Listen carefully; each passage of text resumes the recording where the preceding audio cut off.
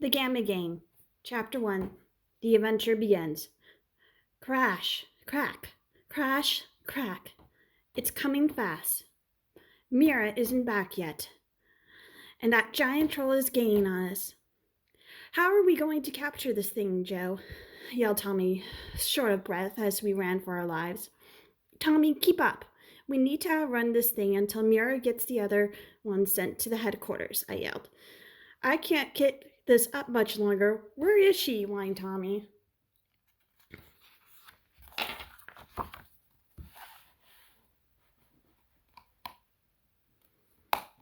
Zoom, zoom, zoom. Mira yelled, Sorry I'm late. Took me longer than I thought to get that darn troll. What's the plan? Mira, you will cut the troll off and create a vortex. Tommy, you and I will set a net of digital devices on all four sides of it so when the troll falls into the net, it will be digitized and sent off to headquarters, all right? Mira reacted at once, using her superpower speed to cut off the troll. Tommy and I set out our net of devices. I set the south and west devices, and Tommy placed the north and east. A couple of minutes later, we heard a loud thud. Mira ran so fast she created a vortex that sucked up all the air, making the troll pass out, falling perfectly into our digitized net, sending the troll into a computerized world at headquarters. Perfect. Did you capture the other troll? I asked Mira. She nodded and passed out under the tree from pure exhaustion. I looked to my right and saw Tommy was out cold too. I was glad to have them on my team. Mira and Tommy were both smaller than me. Mira has dark brown eyes, black hair, and olive skin, and is super hyper. Sometimes she would talk so fast, the words would all slur together and you would have no clue what the heck she was saying. Tommy, on the other hand, was our whiny tech guy. He has olive skin, bedhead dark blonde hair, and hazel brown eyes. At least he's dependable and does his work. Letting them get a few more minutes of rest, I collected our devices. Come on, guys, wake up. I know you're tired, but we need to get back to base. We started a long walk back through the woods to the portal. The spring was glowing through the trees. The portal was open. We walked into the spring and resurfaced on the other side back at base. Headquarters was a giant tree filled with rooms. The branches were used for training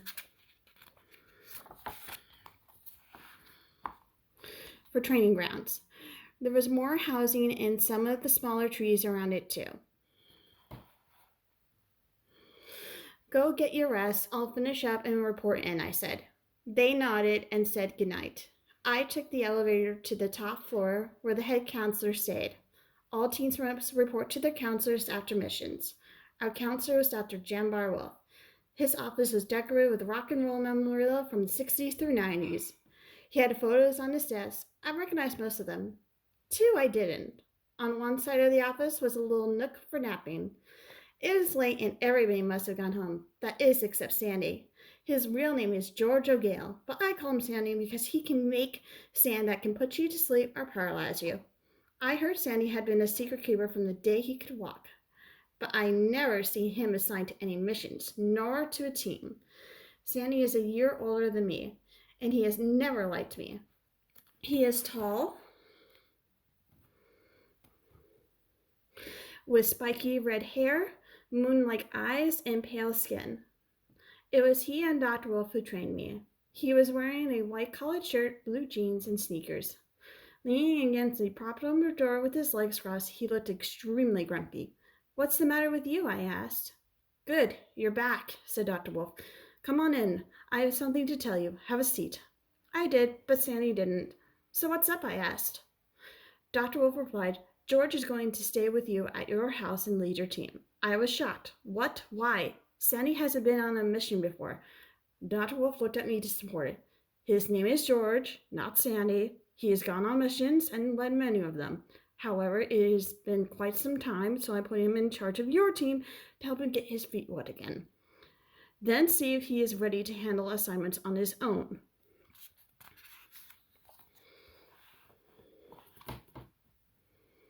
Then why are you putting him in charge of my team? Why can't he lead someone else's team? You know how much we fight, I said angrily. Sandy smoked smoothly. There are reasons for which you do not need to know, and this is an order coming from your head counselor who happens to oversee the base. So you should just do what he says, Miss Rapunzel. I am not blonde, you know, and you can't call me Rapunzel since I'm a brunette. Dum Dum Sandy had decided to give me that nickname to tick me off since I have super long brown hair that never stops growing. Silence, both of you, Dr. Wolf said. While he banged his cane, we froze. He continued. Now this discussion is over. Go home, go to bed, and expect a mission tomorrow. I'll let Tommy and Mir know about the changes. Good night. In the elevator, I asked Annie, what do you know about the rumors about Dr. Wolf? What brought this on suddenly? I was thinking about Dr. Wolf's magic, how he used his cane. When the elevator doors opened, Sandy said, It's not my place to tell others secrets. Follow and subscribe on social media and on my YouTube channel for more. I also have a Patreon page where you can gain early access to more materials, especially when regards to my books. See you later. Bye.